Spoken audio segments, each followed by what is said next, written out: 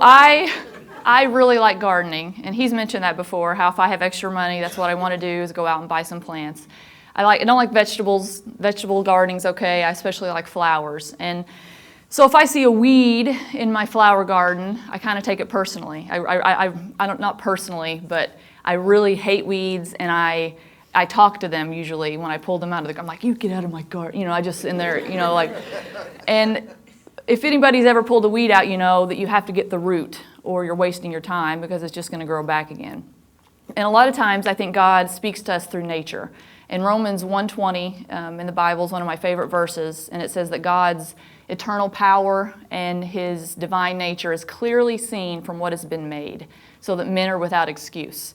So, when I go to the mountains or anywhere and I see amazing things in nature, a lot of times God, I feel like He talks to me and tells me things. And a lot of times when I'm pulling weeds, many times I've said He felt like people have weeds in their life and they have to get to the root of it or they're just wasting their time. So my topic today is kind of related to that. And when you become a Christian, you don't just automatically become nice and hardworking and gentle and loving and everything that people should be. That doesn't happen when you decide to follow God, when you decide to follow Jesus. It's not automatic. I do believe when you become a Christian, God's Spirit comes inside of you. He makes you new. He makes you clean. You're going to go to heaven, all that good stuff. But you still have to work the rest of your life to become more like Jesus. H talked a little bit about that last week. It's a journey. You're on a journey. And part of the journey is renewing your mind and changing how you think. And whenever I have the chance to talk, I always want to talk about something that I've had experience with and that I've dealt with in my life. And this is something that I've dealt with. I've had like a few mind battles, and it's really helped me. I've read books about it, just realizing that my thoughts and what I think is very, very important in getting closer to God. And so that's what I want to share with you guys today. So the title is Thinking About Thinking. H came up with that. He's so clever.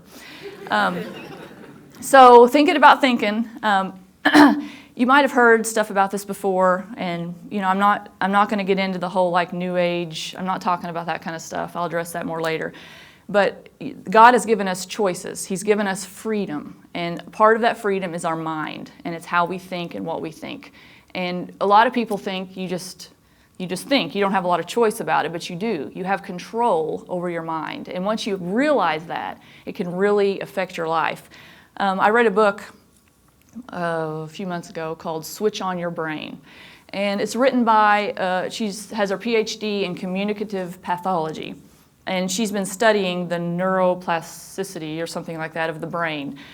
And scientists a long time ago used to think your brain was fixed, that it couldn't be changed, that the traits that you were born with, that's what you were going to have the rest of your life. If you have a gene for alcoholism, you're probably going to be an alcoholic. If you have a gene that makes you bossy and controlling, like I do, that you're probably going to be like that the rest of your life.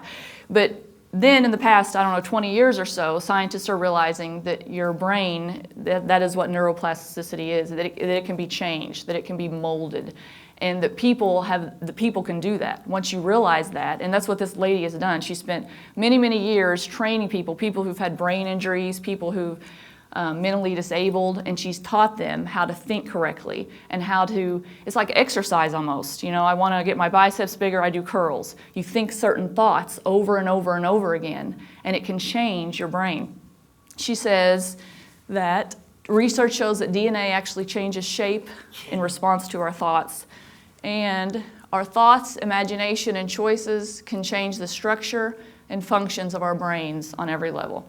And it's honestly, the book, you could read the summary at the end of each chapter, and that's the kind of book it is. She has a summary at the end, and pretty much it says everything she said. And so if you don't want to read the whole book, just read the summary. But there's lots of really good stuff in there like this. And I kind of knew that, but reading the book and the fact that science has proven what the Bible has been saying for thousands of years was really interesting, because God says, be transformed by the renewing of your mind. So if you want to change, if there's something in your life that you want to change about yourself, you can. And in my opinion, one of the main ways to do that is to change the way you think, to change your thoughts. So we're going to talk a little later about how to do that. But first I want to talk about the power of your mind, how powerful that your mind is. This guy, actually, yeah, Earl Nightingale. Have anybody ever heard of him? Yeah, I hadn't heard of him. I guess he's before my time. I don't know. So I Googled. Sorry. No, it's fine. Maybe you're more up on things than me. I don't know. I Googled him, and he was a famous radio guy. This is what Wikipedia says. He did all these radio talks. And actually, I might have heard his name before. I just didn't know who he was. He did all these radio talks, and he said, we become what we think about most of the time. And I hesitated to use this quote a little bit because from what I read, and I assume it's accurate, this kind of started the New Age movement of your mind, the centering yourself and all that kind of stuff. And I think, in a way, this guy, he made his mind more powerful than God. He left God out of the equation. I don't know him. This is just what I read. And what I think the New Age mind stuff does is you leave God out of it, and you're making your mind your God. I don't think your mind has the power to move things. I want the chair to fold up. I don't think that's going to happen. I think that's ridiculous. But I think that he latched on to something that's, in Ecclesiastes it says there's nothing new under the sun. And he just got this truth that came to him. He had this thing that said, think yourself rich. If you think, I'm going to be rich, I'm going to be rich, I'm going to be rich, that your mind can direct you, all this weird stuff. So that's not what I'm saying. That's not what I'm talking about. I do think this quote is true. We become what we think about most of the time. And the reason I think that is because the Bible says it, as a man thinks in his heart, so is he. You are what you think. So if people think about stuff before they do it. So if I am going to murder someone, I'm not just going to go do it. I'm going to probably think about it for a long time. I'm going to have anger and hatred build up in me. I'm going to think those thoughts. I'm going to dwell on those thoughts over and over and over before I actually commit the crime. Same thing with little stuff. If I say something to my kids I shouldn't say, I probably thought about it and I've gotten a little irritated and then I just say it. So you usually think about things before you act on them. And that's who you are. You are what you think. You're the sum total, of your thought, the total sum of your thoughts, something like that. I don't know how it goes. But that's one thing. That's one aspect of the power of your mind. Another thing that has been really big to me is that your thoughts can control your feelings. Sometimes your feelings come first and you have a headache or you feel bad, it's going to make you start thinking negatively. But a lot of the time, maybe most of the time, your thoughts start first and then your feelings are affected by them. So the next time you're in a bad mood, or the next time you're stressed, or the next time you're angry or upset, think about why. Why am I feeling this way? What have I been thinking? And in my life right now, like for example this morning, I have a 2-year-old daughter, I have a 8-year-old son, and I have a 5-month-old little boy. And, I get up, I'm all quiet and feeling good, I'm good about myself, and then they wake up, and my little girl, my nose is running, my nose is running. She says it over and over and over. I'm like, okay, wipe your nose. Then my son keeps talking about I don't even remember, his new battleship game over and over and over, and I'm trying, I'm just feeling, okay, I got to stay calm and collected because I'm going to speak today, And then we get all halfway here, my son forgets his pajamas for pajama fort day, so I have to turn around and go back. And I wanted to be back in time for prayer, blah, blah, blah. Anyway, that's a normal event in the life of a mom. You just have a lot going on, a lot of people talking to you, and it can be stressful. And so what I deal with a lot is impatience. And usually, it starts with a thought like, I'm the only one who does anything around here. That's what I think. I pick up their shoes, I clean, I cook, and they don't even appreciate it. I just start thinking negative thoughts like that. And if I catch myself, which I'm getting a little bit better about doing, then I start thinking, I read this also recently in a book, I get to, not I have to. And I'm thinking, I get to pick up their shoes because I am blessed to have 3 children. And I have a house, and they have shoes to wear. And if you start thinking like that, I'm reversing the whole process. And I know, everybody says be thankful, think thankful thoughts, and you might get tired of hearing it. But there's a reason that people say it all the time, because it is extremely powerful. The Bible says it over and over and over. Rejoice always. It says be thankful in all circumstances. And it's really hard to do, but it starts up here. It starts with your mind. So the reason I put this up here with the wild waves and everything and you got the strong structure in the middle of it, is because no matter what's going on around you, no matter what craziness there is, no matter how bad your day's going, you can still be in a good mood. I do want to give a disclaimer. I understand, I totally believe, mental illnesses, hormones, ups and down, all that kind of stuff. And I think sometimes you need extra help. It's not just, think happy thoughts. I realize that. You need counselors, psychiatrists, medicine. I totally believe. So I don't want to think people are going to think, Kara just said to get over it. That's not what I'm saying at all, okay? But I am saying for most people, and even for people who do suffer from like serious depression and they're on medication, this can also be very helpful. I'm not disregarding that. If you start changing the way you think in those situations, you realize what you're thinking, and you take control of those things, which we're going to talk about in just a minute, it can totally change your day. And you're not controlled by your circumstances. You can't control your circumstances most of the time. You can't control other people. You can't control what they're going to say to you and what they're going to do to you. The only person you can control is yourself. And once you realize that, it can be, and once you could start controlling yourself and, doing what you should do, that's the only way your situation, your circumstances, or the other people around you are going to change, is because you start doing what you need to do and not trying to change and fix other people. And your mind is a huge part of that. And this, your mind, you to a certain extent, it determines your future, what direction you're going to go. And people think, I don't believe in predestination. I don't think God has your steps exactly laid out and everybody's going to do exactly those things. I think we have freedom. I think love is freedom. You can't have love if you don't have freedom.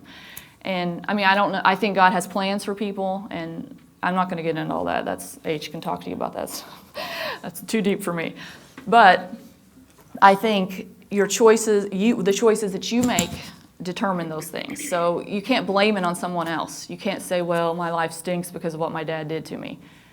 Change the way you think. Change the way you think about that.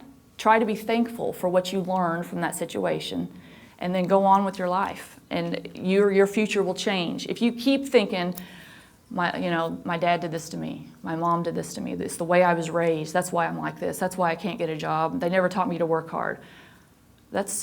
They're gone. It's you now. It's the choices that you make. And it's the way you think about it that has to change. You've got to change the way you think. And I felt like God showed me this.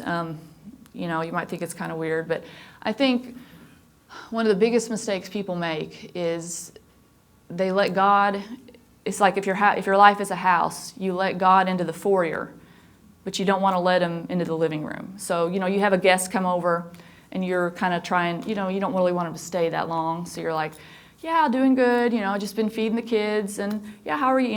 You just try to keep them, you let them in the door, but you don't want them like coming in and laying on your couch and watching TV for 3 hours, you know what I'm saying? So I think a lot of times we do that with God. We let him in the door. We'll let him into our life, but we keep him in the foyer.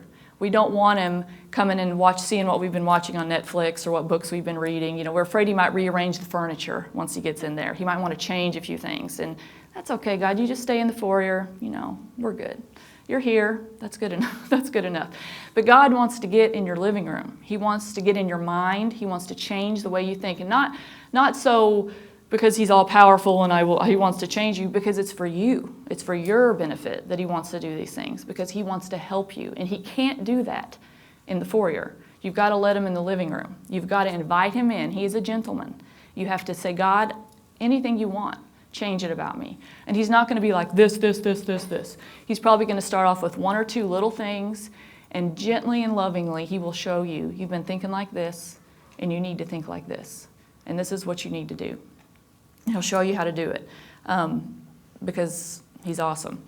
So railroad tracks, there's a verse in the Bible, so what should we be thinking? What's okay to think? And that's one of the biggest steps is, okay, I need to change my thinking. What should I be thinking? And he tells you very clearly, there's a verse in the Bible that says, finally, brothers and sisters, whatever is true, whatever is noble, whatever is right, whatever is pure, lovely, admirable, if anything is excellent or praiseworthy, think about such things. And you might think, well, it's true that I need to lose weight, so that's what I'm going to think about. I need, oh, I'm so fat. I've put on these jeans and I feel terrible. Then you just feel bad about yourself all day. That's a woman speaking anyway. But men might never experience that. I don't know. But it also says true, lovely, right, excellent, praiseworthy. It might be true, but is it praiseworthy? I think all these things need to go together. God doesn't want you thinking bad about yourself. I don't think he would ever want you to think, I'm not smart enough, I'm not good enough, I can't do this. I'm just not able. That's not God. God doesn't say that about you. Show me a place in the Bible God says that. He says, nothing is impossible with me. So think that thought. Nothing is impossible with God. I can do this. I can do this. I can do all things through Christ who strengthens me. You got to get that stuff in your mind instead of the negative stuff. He doesn't want you thinking negatively about yourself. He doesn't want you thinking negatively about other people. And that's a huge one. That's been a big one for me. I grew up in kind of a family, and I love my family, don't get me wrong. Every family has their thing. And parts of my family, it's kind of like my way or the highway. I got it right. If you're not like me, you're messed up. And that's how I grew up. And that's been a big way. When I got to college, and I was around people who were a lot different from me. I left my small little town. I started realizing, wow, maybe I shouldn't be thinking like this. Maybe I'm not right about everything. And that was the first step. And it takes time, but that was one way of thinking that I've had to change is I'm not right about everything. And if someone thinks differently than me, it's okay. I don't have to argue with them, which is what I tend to do. So these are thoughts you should be thinking. Excellent, praiseworthy, things that make you feel good. Your thoughts should make you feel good. I'm not saying, if you have something bad happen to you in a day, that you can't feel bad about that. That's not what I'm saying. I'm just saying try to get your mind on right as soon as you can about what happened.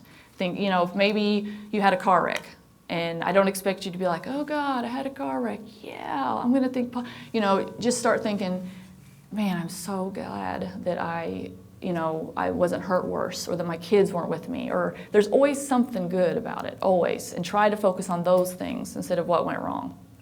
And think about what you're thinking about. So let's see, I don't remember which book I read. I think this was the same book, the first book that I talked about. It says the non-conscious metacognitive mind is filled with the thoughts you've been building since you were born, and they form the perceptual base from which you see life. So we saw on the other half of the screen the clear track, what you should be thinking, but most of our minds look like this. If our minds were railroad tracks, they would look like that instead of like this, because we've got all this stuff, what we've grown up thinking. I was thinking about my parents said one comment when I was growing up, something about somebody in our family who was having a baby when she was like 32. And what I took away from it was that's not the best thing to have a baby when you're older. Now look, I'm 37 and I just had a kid, okay? But that stuck with me. That mindset stuck with me. So I've always thought it's better to have kids when you're young, like 22, 23, like my parents did. And is that the right way to think? Is that the truth? No, it's not the truth. But that is something, because it took me a long time to have my second kid, and I was going to be like 35. And I was like, man, I'm going to be old and having a baby. That's not good. I should have babies when I was, like 26, 25, and now my body's getting older, and what are people going to say? And it's ridiculous. And where does that come from? It came from one little thing, one impression that I got, and that's probably not what they're happy that I'm having kids when I'm older. But things that you were grown up thinking stick with you. And it's so good to evaluate, why do I think like this? Why do I think that I should drive a Ford and not a Nissan? Or that's just a silly example. But you need to think about where the roots of these things. Where do they come from? Why do I think that living in a city is better is that the truth? Is that is that real? Should I be thinking that?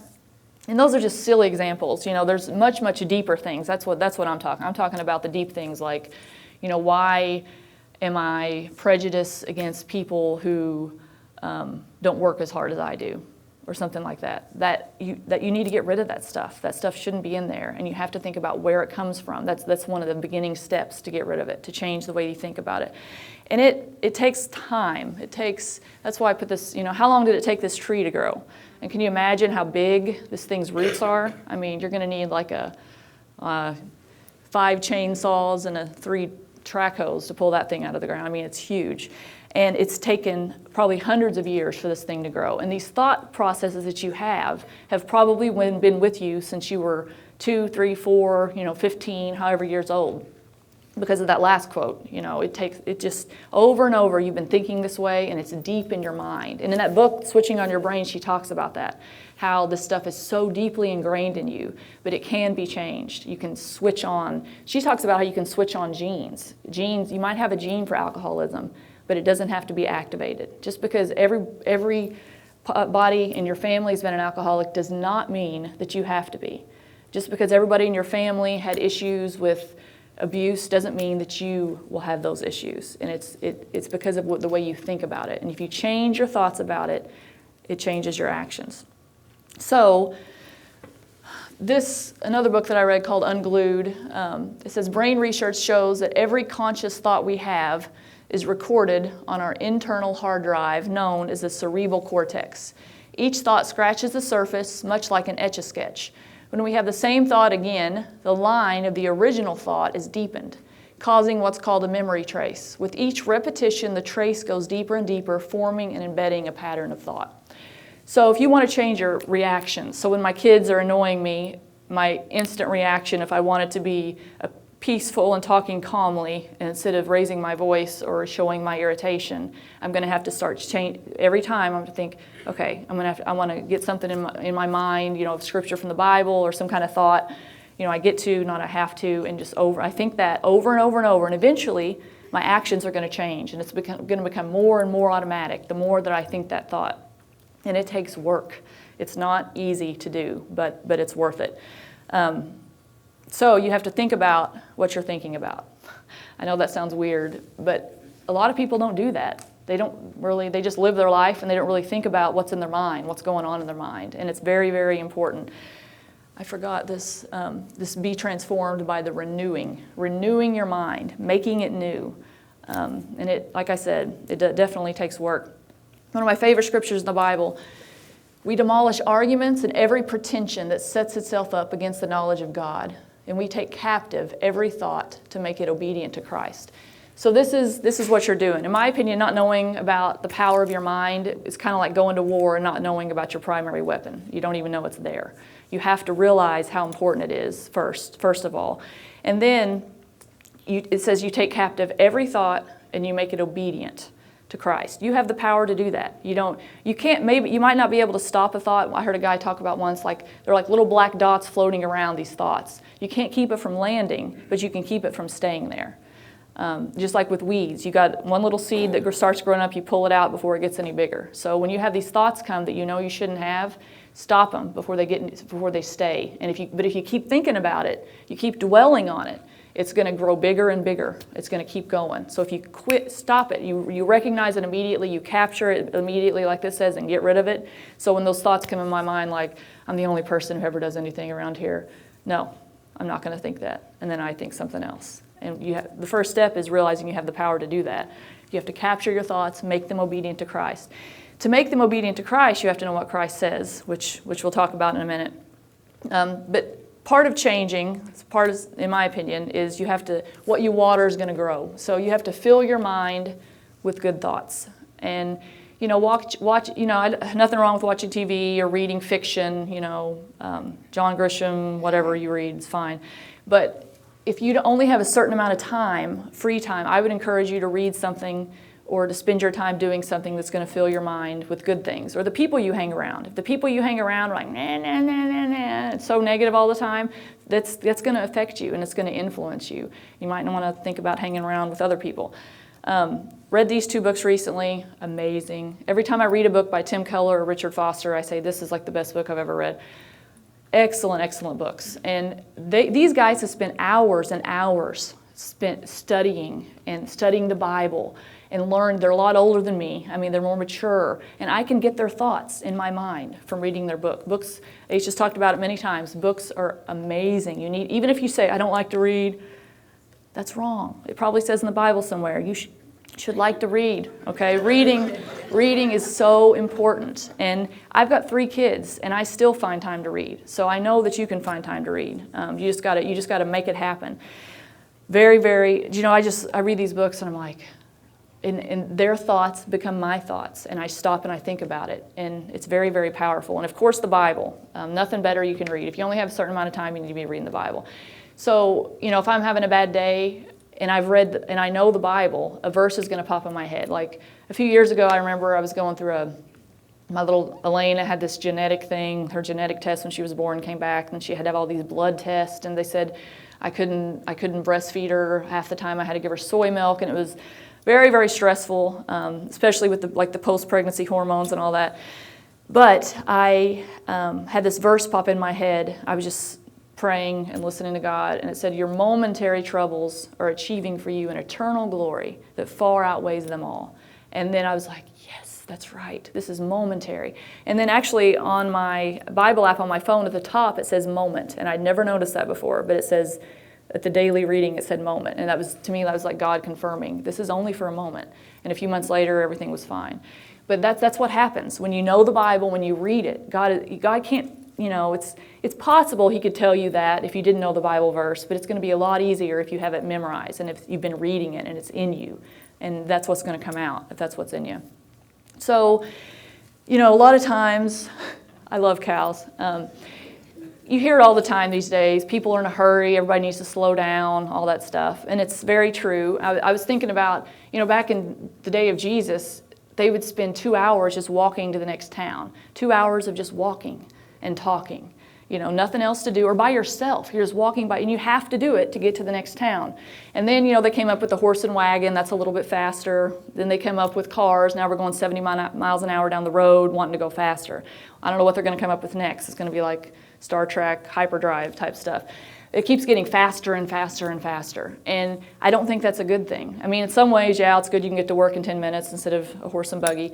But if I was there during Jesus' time, I have 2 hours to walk and think about something that I heard that day. And we just don't have time to think anymore. And I think it's so important. This is one thing I've learned from being married to HL, is he thinks a lot. You can probably tell. He just, lots of times I have to be like, are you with me? Because I can just tell his mind is somewhere else. So before I talk to him, a lot of times I'll say, you with me, H? Okay. And then it's mine. And then he starts listening because he's just thinking.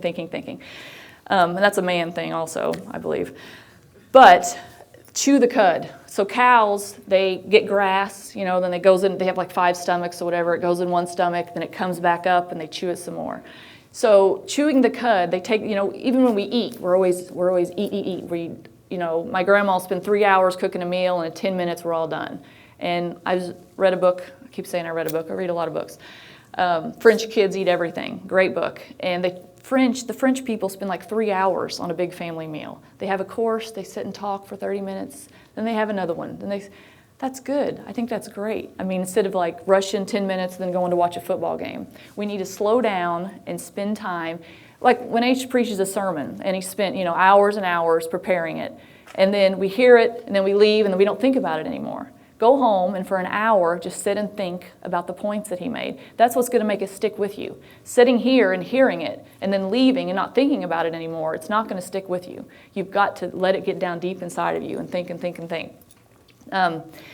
And you have to focus. I think focus is something we also miss a lot of. One of the book I was reading, Richard Foster, that I showed you on the screen, it's a book about meditative prayer. And that's something I'm learning a lot more about. And how you can just, for example, the verse in the Bible, a lot of people think practically, how do I do that? What is meditative prayer? I encourage you to read that book. But love is patient. This is something that I try to think about a lot. So I can just sit and be quiet and think over and over, love is patient. Love is patient. And God will start telling me things about that. Love is patient. Love is patient. And that, it gets it from my mind into my heart. It makes it more automatic for me. That becomes part of my natural thought process. The more I think it gets down deeper and deeper. I don't know how it all works, but it does. It's just important to, I don't want to say chanting. I don't think that. But you just think about it. You chew the cud. You mull it over in your mind over and over and over. Instead of just reading a verse, I'm done. You got to take 20 minutes. The one thing I read Tim Keller when he was in college, they did this exercise at this Bible study he was at where they took one little verse in the Bible, I don't remember what it was, and they had to think about it for 30 minutes. And the lady said, most of you will be ready to be done after 5 to 10 minutes, but I want you to push through and think about it for 30 minutes. So after 5 minutes, when they got back, geez, what else can I think about this Bible verse? But he kept doing it, 30 minutes, he kept focusing on it. When they got back together, she asked him what they learned about it, and now she said, now, most of you, was that in the first 10 minutes, or was that in the last 10 minutes that God showed you these things? And every person, it was the last 10 minutes, the 20 to 30 minute mark. How many people sit for 30 minutes and think about one Bible verse? Not that many. But I think that's what we have to do if we really want to change our thinking. One thing that we have to do. And I also think that God wants to use our imaginations. And meditation and reading and also just imagining and just sitting and letting God, like during worship a lot of times, I put this picture up here. It's not the best picture to illustrate what I'm talking about, but God will use your imagination. Yeah, you can think some crazy thoughts, but lots of times if you say, God, show me something, He will show you something. Like whenever I was praying about this sermon, I felt like He showed me an empty container and a pitcher of solid liquid gold being poured into the container, and then it was just oozing out. And that was what He was showing me, is He wants to fill our minds with pure gold, with His thoughts, and then that's going to flow out to other people, and that's going to affect how we talk and how we act, and that's what He wants to do. And that illustration helped me a lot. And one thing, whenever I'm during worship music, a lot of times, I feel like God shows me a parade in heaven. And this is really, I know it might sound crazy, I think there's going to be parades in heaven. And in these parades, sometimes I'll see just, he'll focus on the fact that every nation is there, every color, every kind of people. They're all there marching in this parade. And it's a parade of joy.